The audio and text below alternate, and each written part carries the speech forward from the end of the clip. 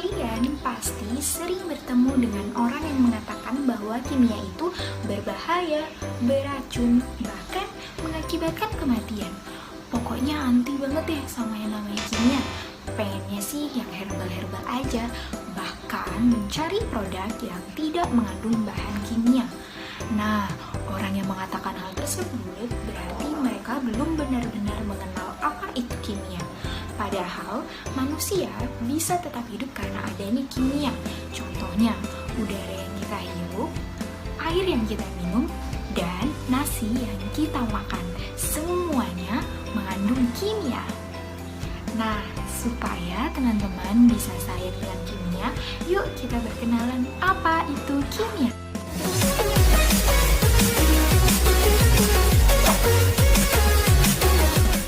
Assalamualaikum warahmatullahi wabarakatuh. Halo semuanya, bagaimana kabarnya? Semoga selalu dalam keadaan sehat ya. Nah, berbicara mengenai kimia, sadarkah kalian bahwa kimia selalu berada di sekitar kita?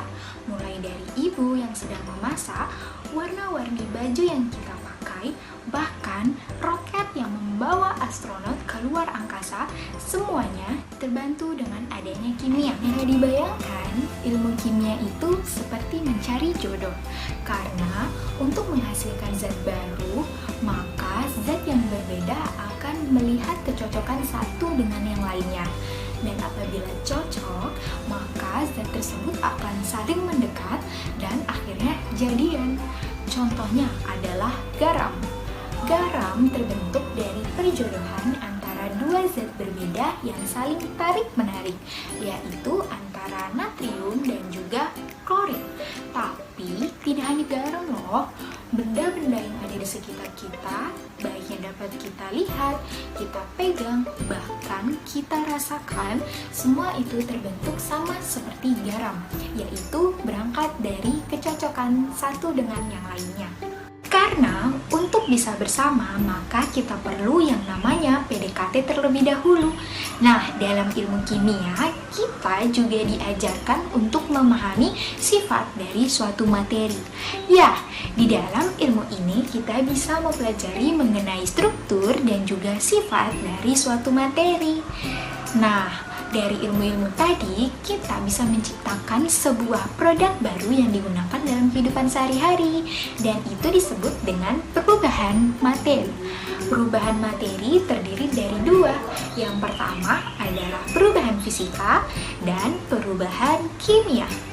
Perubahan fisika adalah perubahan yang paling sering kita jumpai dalam kehidupan sehari-hari. Perubahan fisika sifatnya sementara, karena perubahan fisika tidak menciptakan zat baru, melainkan hanya terjadi perubahan wujud. Contohnya adalah kapur barus yang menyublim dan juga es batu yang mencair. Lalu, perubahan kimia adalah perubahan yang bersifat permanen karena menghasilkan zat baru. Contoh dari perubahan kimia adalah perkaratan pada besi dan juga susu fermentasi. Jadi, ilmu kimia adalah ilmu yang mempelajari mengenai susunan, struktur, sifat, dan juga perubahan materi. Kimia memerlukan waktu yang begitu panjang dari jutaan tahun lalu hingga akhirnya sangat berkembang seperti saat ini. Dimulai dari membagi-bagi bahan sesuai dengan kelompoknya, kemudian diberi nama. Hal-hal tersebut didokumentasikan oleh Antoine de Lavoisier dalam bukunya. Setelah itu, akhirnya para ilmuwan lainnya mulai bisa menjelaskan apa itu molekul, apa itu unsur, bahkan apa yang disebut dengan atom. Nah, akhirnya kimia sangat berkembang seperti sekarang. Bahkan karena begitu luasnya, kimia dibagi-bagi lagi berdasarkan cabang-cabangnya. Dan berkat penelitian oleh para ilmuwan jutaan tahun yang lalu, kimia sangat bermanfaat dalam kehidupan kita sehari-hari. Tetapi sebelum kita memanfaatkan, kita harus meneliti terlebih dahulu penyusun-penyusun dari suatu bahan. Seperti yang dilakukan oleh para ilmuwan jutaan tahun yang lalu yang mencetuskan teori atom, mereka mengamati susunan unsur hingga ke akar-akarnya. Dalam kimia ada yang dikenal dengan kimia fisik. Dalam bidang ini kita melihat suatu bahan kimia dari sudut pandang fisika, sehingga memusatkan kajian pada penelitian tentang energi yang menyertai reaksi kimia, sifat fisika dan kimia, serta perubahan kimia. Nah, dari sinilah kita bisa menciptakan teknologi yang maju dan berkualitas, seperti kapal layar, tank tentara, maupun pesawat terbang. Lalu, dari model matematika, para peneliti mengembangkan yang namanya kimia kuantum. Ilmu ini sebagai pegangan untuk menciptakan komputer di masa depan yang super duper cepat dan maju. Di zaman modern seperti saat ini, aplikasi bidang kimia begitu banyak. Bahkan tanpa kita sadari, barang-barang di sekitar kita ataupun barang yang kita gunakan adalah produk dari hasil kerja bidang kimia anorganik. Ya, itulah tujuan dari kimia anorganik, yaitu menemukan zat-zat kimia dengan sifat yang baru yang bisa digunakan dalam kehidupan sehari-hari. Sekarang, jika dilihat lebih dekat, kimia tidak hanya membahas mengenai benda-benda yang tidak hidup, tetapi ada juga yang disebut dengan kimia organik. Dalam kimia organik, kita mempelajari unsur-unsur terkecil yang menjadi dasar adanya kehidupan. Dan dengan mempelajari hal tersebut, para peneliti menemukan dan menciptakan zat-zat baru dari keempat zat tadi. Contohnya adalah bensin yang digunakan sebagai bahan bakar kendaraan dan juga plastik yang sangat banyak digunakan saat ini. Nah, berbicara mengenai plastik, sampah plastik merupakan salah satu masalah besar di negara kita. Karena apabila kita tidak bijak dalam mengelola sampah plastik akan mengakibatkan pencemaran. Nah, dalam ilmu kimia juga ada bidang yang membahas mengenai lingkungan, yaitu kimia lingkungan.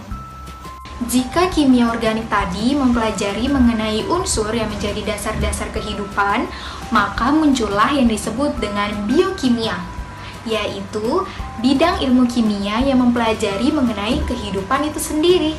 Ya, jadi kimia tidak hanya berada di sekitar kita, tetapi juga ada di dalam diri kita sendiri.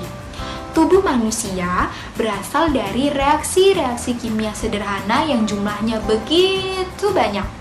Bahkan kesadaran teman-teman untuk menonton video ini adalah fungsi dari kimia dalam sel otak. Bernafas, menghirup oksigen melalui hidung, lalu masuk ke darah untuk metabolisme, semuanya adalah biokimia. Lalu ketika tubuh jatuh sakit, kita disarankan untuk meminum obat agar tubuh cepat sehat kembali.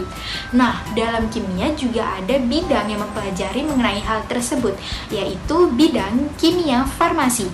Bidang tersebut mempelajari mengenai pembuatan atau sintesis dan juga pengembangan bahan-bahan alam yang mengandung zat-zat aktif untuk obat.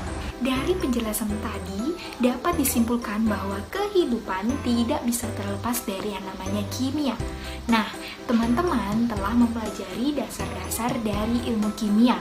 Jangan ragu untuk memperdalam ilmu kimia, karena semakin teman-teman memperdalam, teman-teman akan menemukan banyak sekali hal-hal seru dan juga keren. Karena dalam kimia, teman-teman akan mempelajari bagaimana sesuatu terbentuk, bagaimana sifatnya, dan juga mengatasi suatu permasalahan yang terjadi. Baiklah, sampai di sini dulu perjumpaan kita. Semoga di lain waktu kita dapat berjumpa dengan pembahasan yang lain. Wassalamualaikum warahmatullahi wabarakatuh. Sampai jumpa. Semangat belajar.